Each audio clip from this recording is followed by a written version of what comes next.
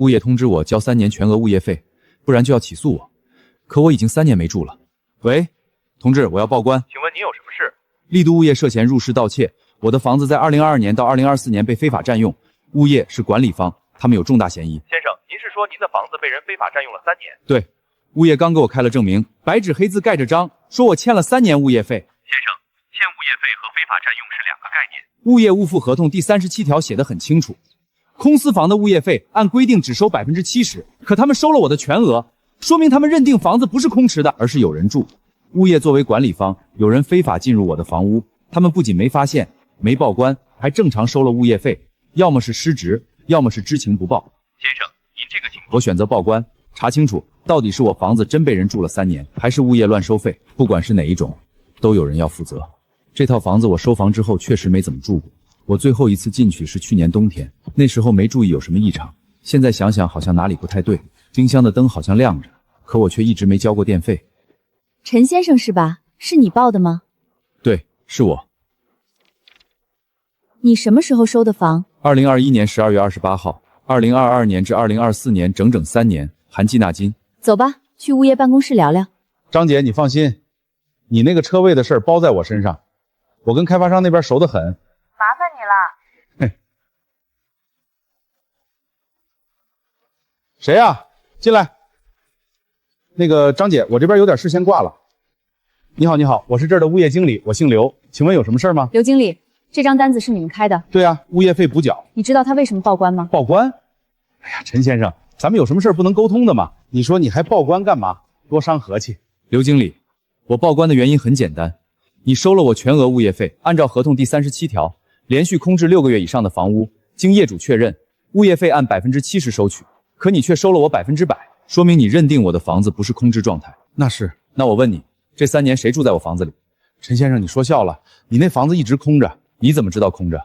我们物业当然。你怎么确认的？派人上门看过，有巡查记录，有照片，还是有监控视频？陈先生，这个空置状态的认定是需要业主主动申报的。合同第37条原文是，经业主与物业双方确认，不是业主单方面申报。你没有确认过，就直接按全额收了费，那你收全额这个行为的依据是什么？刘经理，现在有2种可能。第一，我的房子确实有人住了3年，你们作为物业管理方不仅没发现，还正常收了物业费，等于你们的管理系统完全失灵，甚至有监守自盗的嫌疑。第二，我的房子是空置的，但你们收了全额，违反了合同约定，涉嫌合同欺诈，你选哪个？刘经理，你现在可以回答陈先生的问题吗？同志，这个事情我觉得是个误会。我们物业这边收费是按照系统来的，系统里陈先生的房子一直没有申报空置，我们就按正常标准收了。这个确实是我们的工作疏忽，我们承认，费用可以退，差额可以补。怎么补？3年总差额30%，大概是3700块，加上滞纳。刘经理，我还没说完。您说，你收我物业费的依据是什么？系统里的数据是谁输入的？输入的依据是什么？系统这个可能是我们工作人员的工作失误。2022年1月到2024年12月，3年的费用一次性生成，中间没有断过。如果是系统自动生成的，那说明你们物业费计算逻辑就是毫无依据的，默认所有业主按全额收，根本不判断空置状态。如果是人工录入的，那录这个数的人凭什么认定我房子不是空置的？不管是哪一种，都说明一件事儿，你们收这个钱的时候，脑子里想的是能收多少收多少，而不是该收多少收多少。刘经理，我问几个问题，你们物业对空置房有没有巡查制度？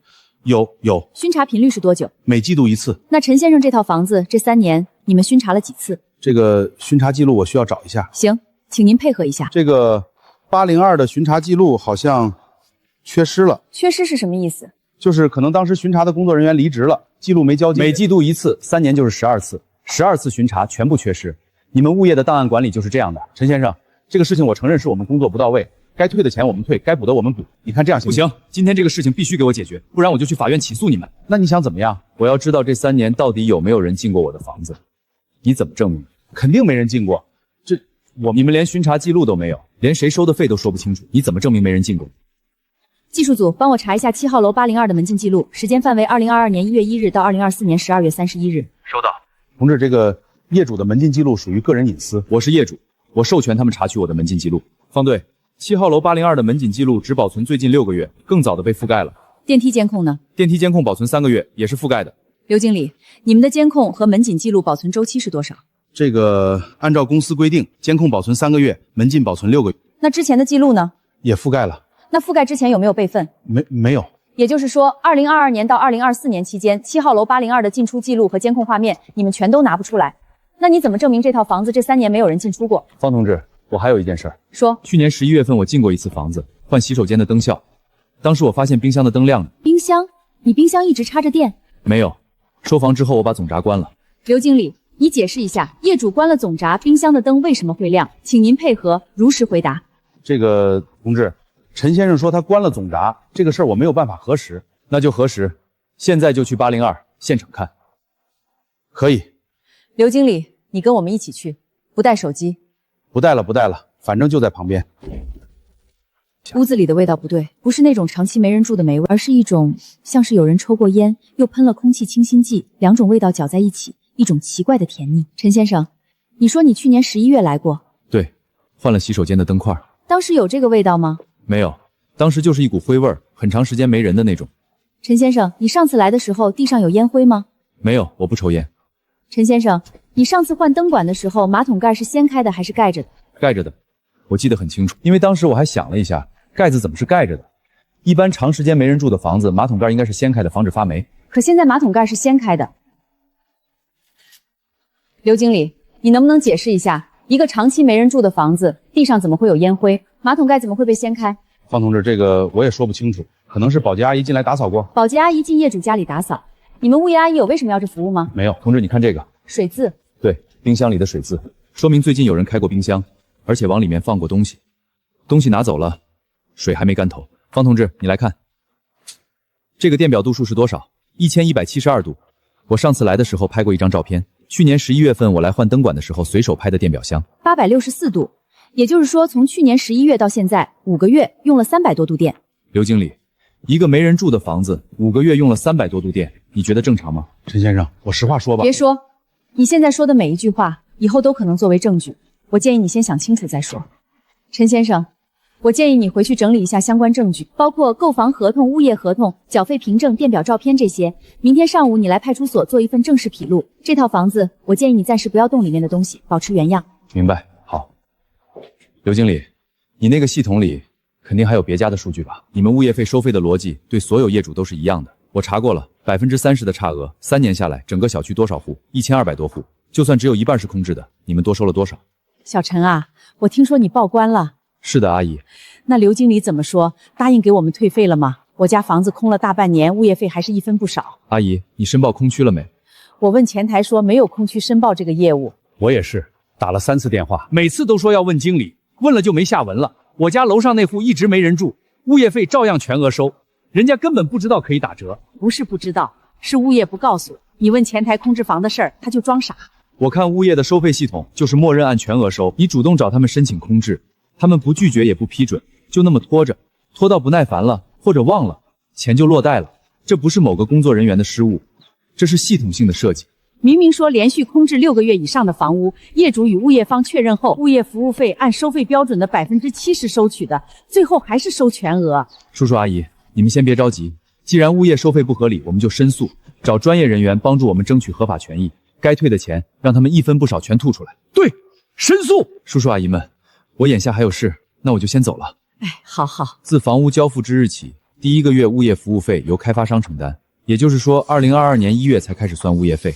物业收的是2022年1月到2024年12月，整3年，没毛病。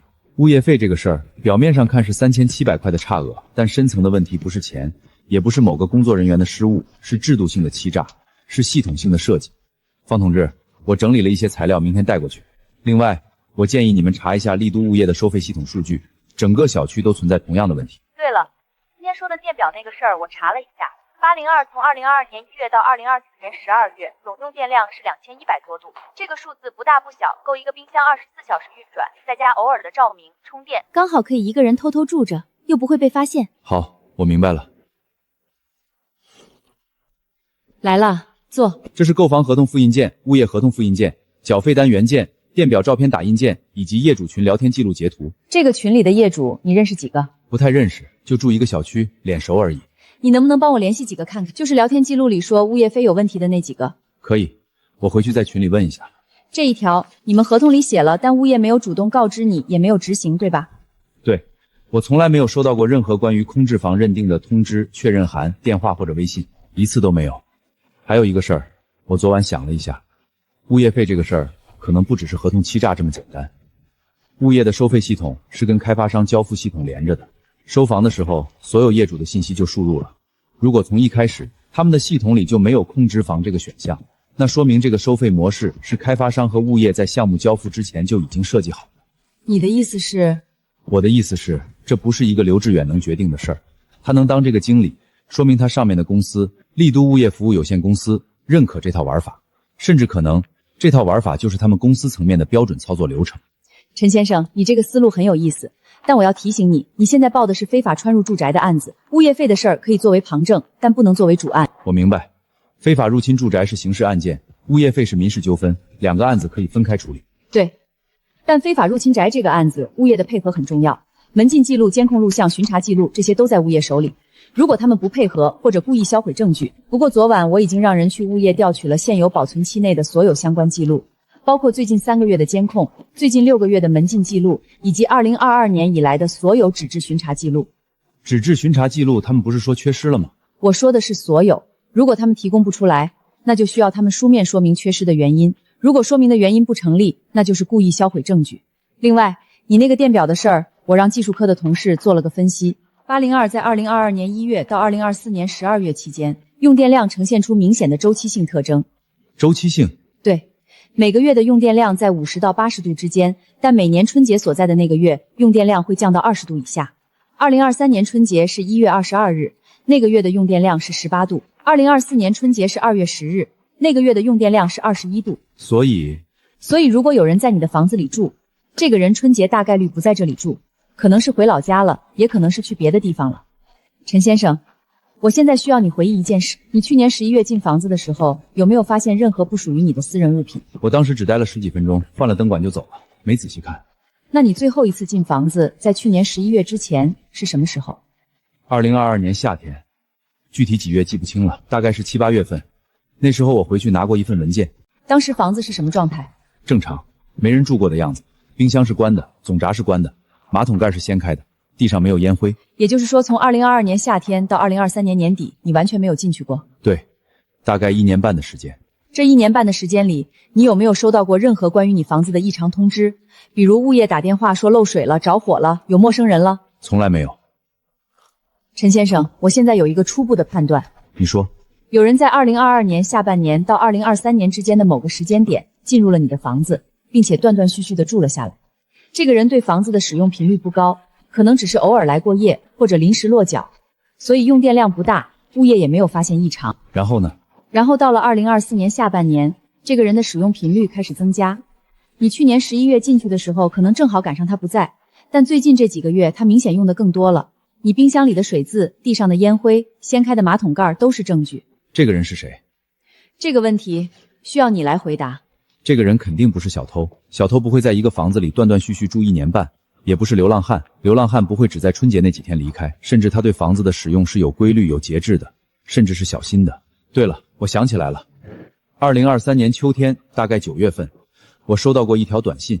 你看，我当时没在意，心想什么挂号信估计是广告，就没去拿。后来也忘了这回事儿，现在想起来有点不对劲儿。你等我一下，小李，帮我问一下丽都物业那边有没有挂号信的记录。好，姐，他们说没有，物业库中心的挂信历史记录只保存1年，2023年的已经销毁了。小李，你去调一下802的通信记录，3大运营商的宽带、固话、丢线电视的安装记录。好，这个也能调？调不了具体内容，但可以调有没有装过。姐，3大运营商都没有宽带安装记录。好，我知道了。没有宽带，那他在我房子里干什么？没有网，没有电视，没有水洗澡，连厕所都不能上。所以这个人不是来生活的，他是来做别的事的。什么事儿？这是什么？今天早上技术科同事在802的空调外机平台上找到的。空调外机平台？对，8楼外面的那个放空调外机的水泥台子，上面落了一层灰，但这张纸是干净的，明显是最近才放上去的。802钥匙在消防栓后面，物业换过锁芯，2023年3月，这是……我不知道这是什么。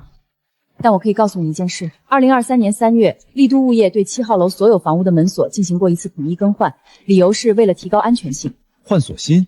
对，换锁芯的时候，业主需要凭证件到物业领取新钥匙。你的新钥匙我没领过，那就是有人用你的证件领走了你的新钥匙。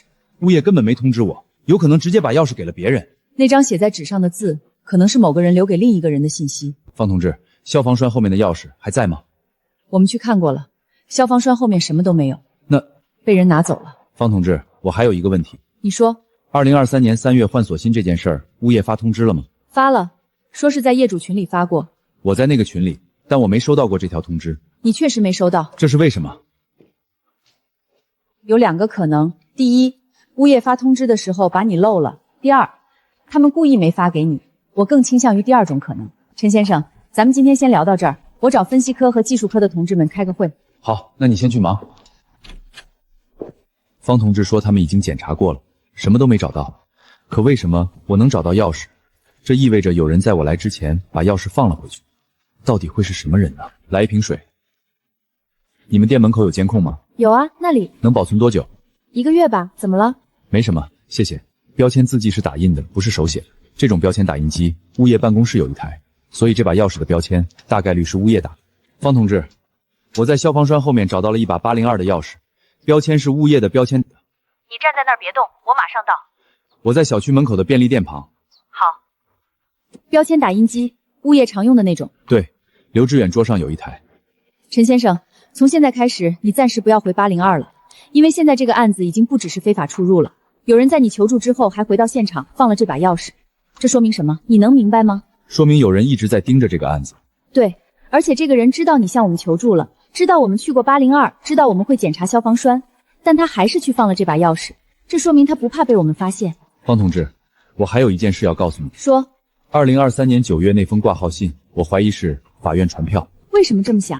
因为2023年夏天，我收到过一个陌生电话，问我要不要卖房子，我拒绝了。后来又有2个电话，一个自称是中介，一个自称是买家，我都拒绝了。然后呢？然后就没了。我以为是骚扰电话，没在意。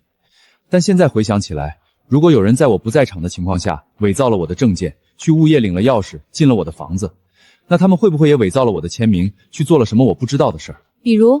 比如把我的房子卖了。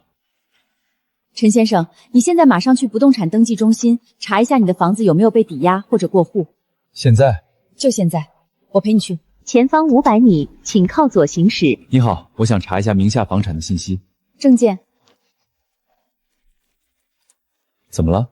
你这个房子有一个预告登记，就是有人在你这个房子上做了一个预告登记，表示这个房子有交易意向。谁做的？什么时候？请您配合一下。2023年10月，申请人是一家公司，叫某房地产经纪有限公司。预告证记的内容是什么？内容是你这个房子已经被网签了。网签？网签给谁了？买发是一个姓周的人。什么时候网签的？2023年11月，也就是物业通知你去拿挂号信的2个月之后，那封挂号信应该就是网签相关的通知。所以，有人替我签了字，还是根本不需要我签字？现在这个房子是什么状态？过户了吗？没有过户，网签之后就没有下文了。但是什么？但是这个预告证地到现在还没撤销，也就是说，法律上你这个房子还在一个待交易的状态。这个网签和预告证记需要我本人签字吗？当然需要，网签需要买卖双方到现场签字确认，或者经过公证的委托书。我从来没有签过任何字，也没有委托过任何人。我是城东派出所的民警，这个案子我们正在调查。请你把安家天下房地产经纪有限公司的注册信息、周海的身份信息，以及这份网签合同的所有关联材料全部调出来。这个需要什么手续？我回头补。现在你先调。卖方签字那一栏签的是我的名字，但不是我的笔迹。您好，转件技术科，帮我比对一下这个签名和陈先生本人的签名。陈先生，你现在有2个选择：第一，继续查这个案子，我们会立案侦查；第二，先保住你的房子，去法院申请撤销这个网签和预告登记。2个都要。房子我要保住，人我也要找到。那就走吧。去哪儿？先去安家天下。你好，请问1208之前的租户是什么公司？安家天下早搬走了，去年年底就搬了。搬到哪儿去了？不知道，欠了3个月房租，人就不见了。我们也在找他们。公司跑了，但网签还在。公司跑了，网签跑不了。你好，我是城东所里的，有一个关于房产网签的问题想咨询一下。安家天下房地产经纪有限公司，他们经手的网签合同撤销需要什么手续？就是说，如果卖方本人没有到场，也没有公证委托，那么这个网签本身就是违规的。那撤销的话，需要卖方本人到中检局窗口申请，提供个人证件、房产证、购房合同以及证明网签违规的相关材料。走吧，明天去住县局。方同志，如果我没有因为物业费的事儿求助于你们，没有查电表，没有发现那些烟灰和水渍，那就不会有今天这些事儿。那我是不是也不会发现网签的事儿了？早晚会发现的。等你哪天想卖房子的时候，你会发现你的房子已经被人卖了。那我现在你发现的还不算晚，上车吧。先把网签撤销了，把房子保住，然后我们慢慢查，看看这个周海到底是谁，这个安家天下到底是怎么回事，你房子里的那个人到底是谁。这个点住建局的窗口已经下班了，明天早上9点我陪你去。你今晚住哪儿？我是说你那套房子802，今晚就别去了。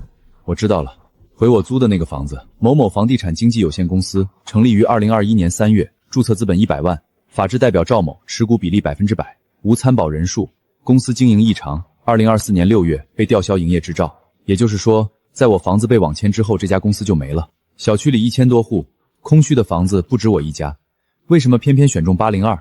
第一，这个人随机选的，碰巧我的房子好进。第二，有人告诉他的。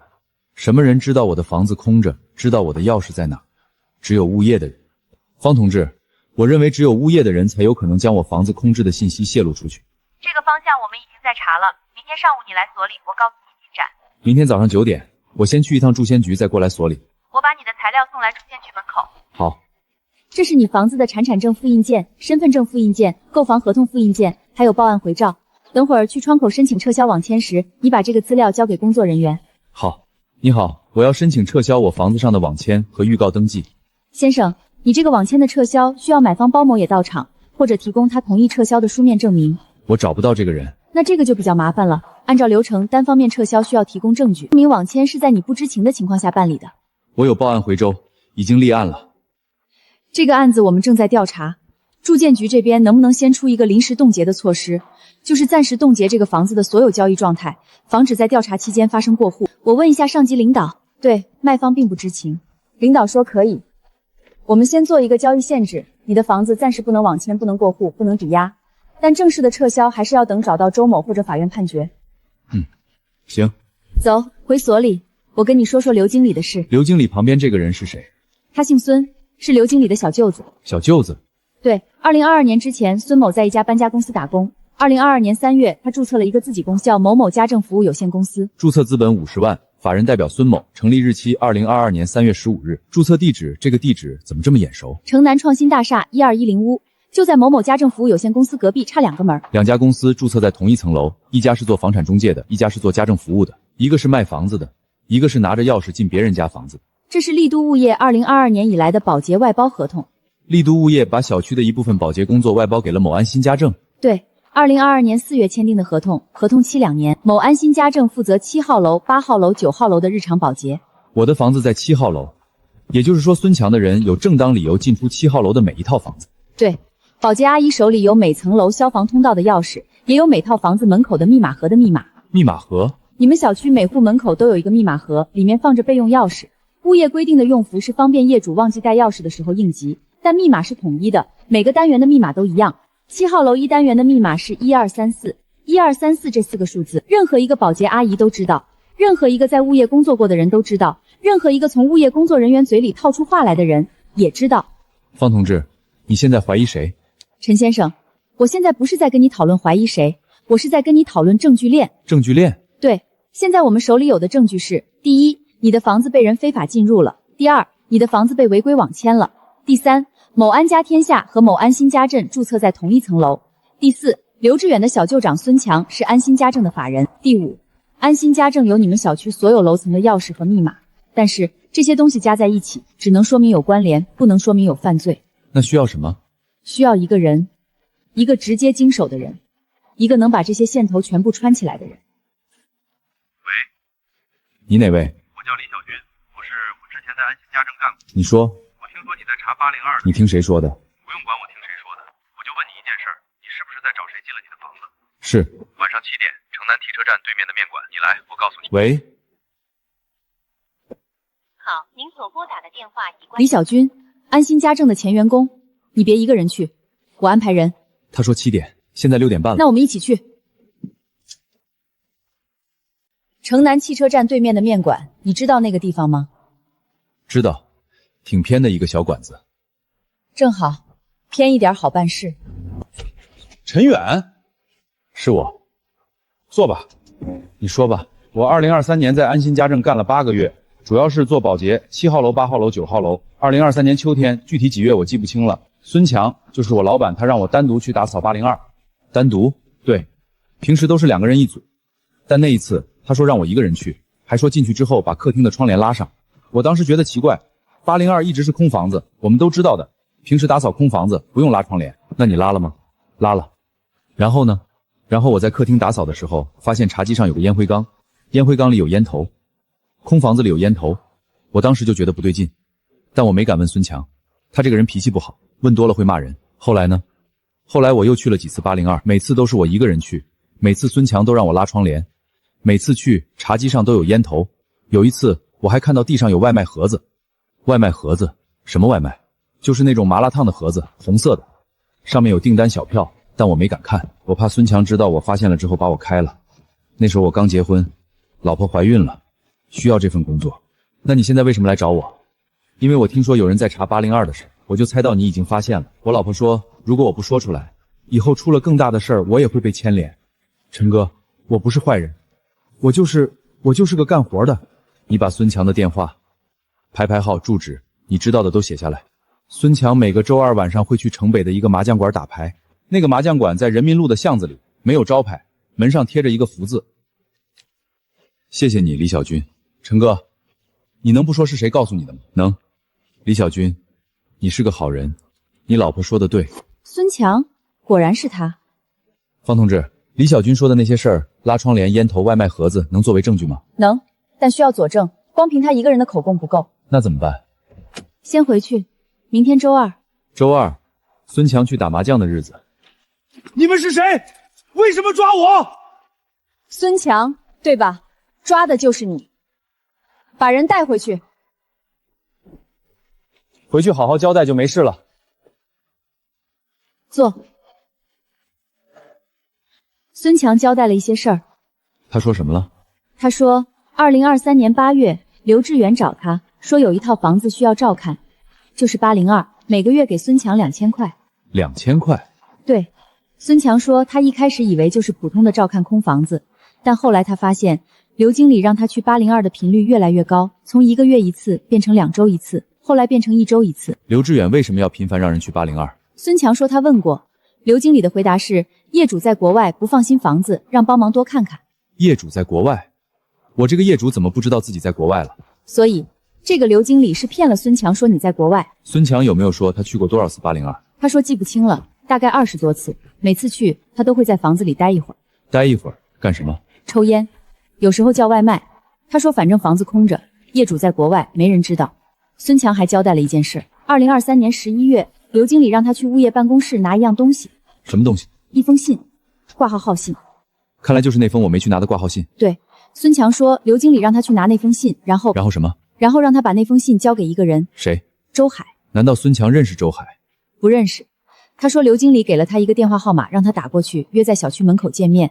他把信交给了一个年轻男人，对方说自己姓周。孙强没见过那个人的身份证？没有。他说对方戴着口罩，看不清楚脸，但身材偏瘦，1.7米左右，穿黑色羽绒服。不过他说如果再见到他能认出来。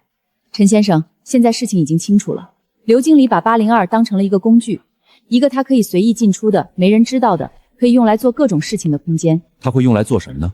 用来……方队，技术科那边传过来一个东西，你看一下。802，周海的证件上写的是我的地址。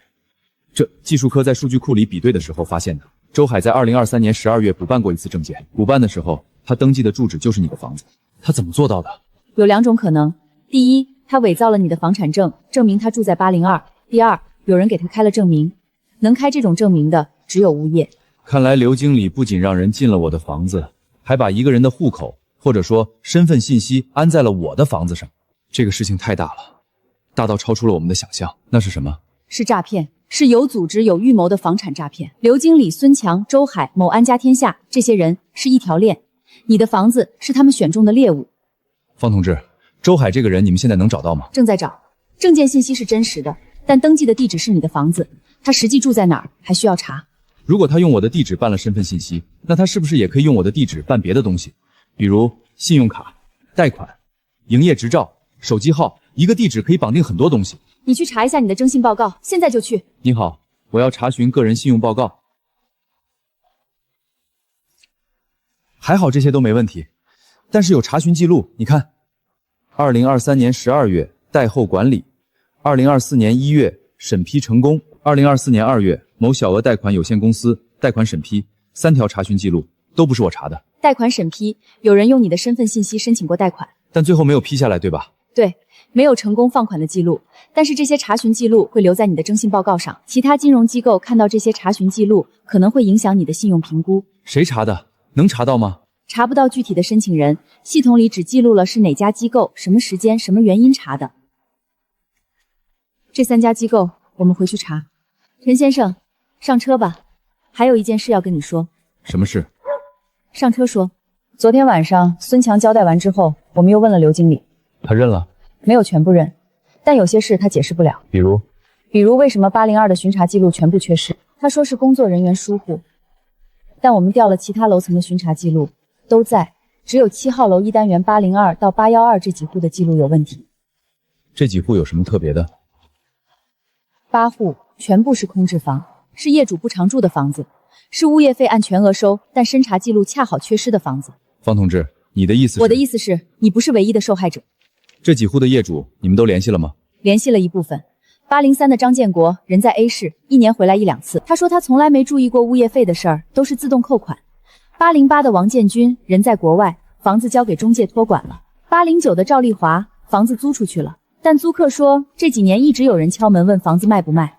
有人敲门问卖不卖？对，租客说大概来了3、4次，不同的人都说是中介，想问问房东有没有出售意愿。这些人是谁派来的？不知道。我们现在去一趟803，张建国的父母在本市，还有留一把备用钥匙在他们那儿。这屋子里的味道跟802一模一样，烟味加空气清新剂，甜腻腻的，搅在一起，闻着让人反胃。这不对啊，这房子我儿子3年没住了，怎么会有烟味儿？大爷，你儿子上次回来是什么时候？2021年过年回来过1次，后来就一直在外地，没回来过。他有没有说房子借给别人住过？没有，他就说房子空着，让我们偶尔来看看。我们老胳膊老腿的，8楼爬不动，就没怎么来。怎么会这样呢？怎么会有人住进来呢？方同志，你看这个，是一张收据，某某超市2024年12月20日购物明细，方便面1包，火腿肠2根，打火机1个。803，钥匙在门口地毯下面，物业换过锁芯。大爷，门口的地毯是你们家的吗？我们家门口从来不铺地毯。大爷，我们先走吧。方同志，我儿子那个房子是不是被人卖了？目前还没有过户，但是快了。那个房子是我们老两口一辈子的积蓄，给儿子付的首付68万啊！同志，麻烦你们了，一定要查清楚。68万，一辈子的积蓄。我们会查清楚的，还你们一个公道。王建军人在国外，房子交给了中介托管，等会儿中介带我们去看看808。您好，是王先生的房子出什么事了？先上去看看。这个房子有人进来过吗？没有，王先生委托我们管理之后，我们每2个月来检查一次，最近一次是上个月，当时就是这个样子。有没有发现过异常？比如门锁被换过，东西被动过？没有，一直都正常。这个锁芯换过吗？换过，2023年3月物业统一换的，我们当时来领了新钥匙，钥匙只有你们有。对，我们公司一套，王先生自己一套，没有第3套。方同志，怎么了808是正常的，所以不是所有的空置房都有问题。陈先生，你说802和803有什么共同点？都是业主不常住，都是物业费全额自动扣款，都是没有被中介托管的。对，802和803的业主都没有把房子委托给中介，808委托给了中介，中介会定期来检查，所以没人敢动。也就是说，这些人选房子是有标准的，空置业主不常来，没有中介托管，物业配合，物业配合这才是关键。你有线索了？走，会所里。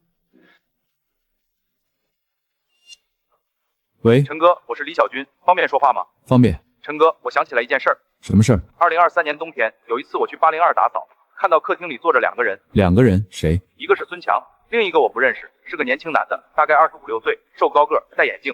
戴眼镜。对，黑色的框，圆形的，有点像那种，怎么说呢，就是那种很斯文的眼镜。他们在干什么？在说话。我进去的时候，他们就不说了。孙强让我去擦窗户，我就去洗手间打水了。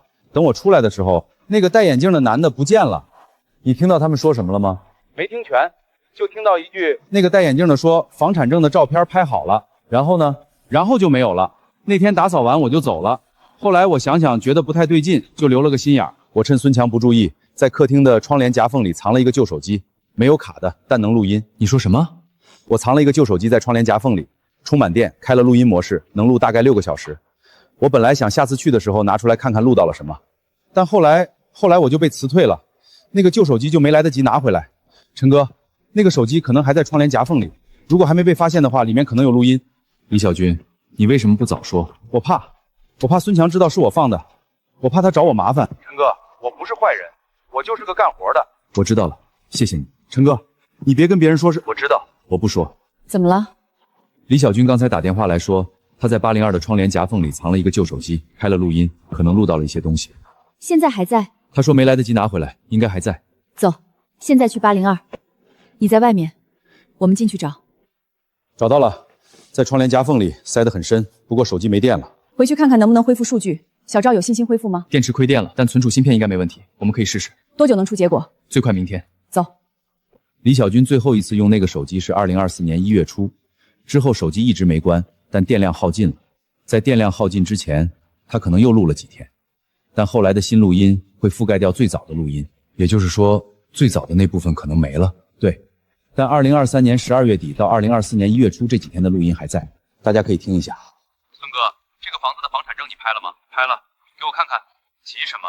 先说说你那边的事儿，我那边没问题，证件办下来了，地址就是802，银行那边也打过招呼了，贷款审批走个形式，大概率能过。大概率9成，9成不够，我要10成。孙哥，没有10成的事儿，银行又不是咱家开的，那换一家银行。你之前说的那个金融公司不是更好批吗？金融公司的额度低，最多批20万，银行能批到150万，那就银行。想办法把那个大概率变成一定。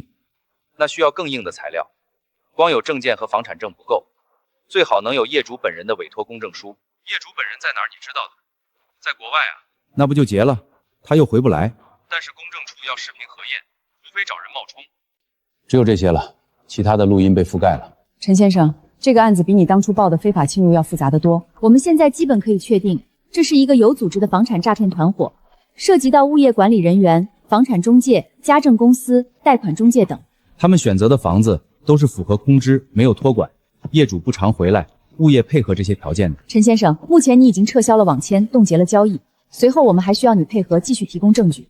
我们建议你联系其他受害业主，统一行动。对，单打独斗，你一个人对付不了一个团伙，但如果8户业主一起，力量就大了。好。目前的案件进展是刘经理被控制了，孙强还没找到，但已经上网追逃。周海的身份信息查到了，身份证号是对应的，但补办的证件登记的地址是你的房子，所以我们正在找他实际居住的地方。那我的房子呢？房子没事了，网签已经冻结了，只要不过户，房子就还是你的。方同志，我还有一个问题。你说。如果我们没有发现这一切，最后会怎么样？你的房子会被过户到周海名下，会被转卖多次。等你想起来这套房子的时候，它已经不在你名下了，你也会成为银行的债务人。陈先生，你现在明白为什么物业费那个事儿你当时觉得是个小问题，但我们这么重视了吗？明白了。小问题的背后往往是大问题。3个月后，丽都小区的梧桐叶又绿了一层。我已经搬回了802。方同志说他今天来送案件结案通知书。来了。陈先生，刘经理认罪了，非法侵入住宅、合同欺诈、协助伪造身份信息、参与房产诈骗团伙，数罪并罚，判了7年。在邻省的一个小工地也找到孙强了，孙强把一切都撂了。刘经理就是整条链的内鬼。周海到案后态度极好，主动退缴了好处费，配合指认，最终因情节轻微不予起诉。至于那些被多收的物业费，丽都物业总公司被勒令全额退还全小区空室房业主的30%差价，并公开道歉。陈先生，案子结了，以后可以好好住你的房子了。谢谢你们。不用谢，记住，房子是你的，权利也是你的，别轻易让人拿走。是啊，房子是我的，权利也是我的。我只是维护了自己的权利而已。谢谢你们把房子给我们找回来了，是你们救回了我们一个个小家庭。是啊，要不是你们，我们房子可就没了。是啊，谢谢同志们，谢谢陈先生。这是我们应该做的，能为人民群众办事，我们也高兴。老百姓的安居乐业就是我们最大的心愿。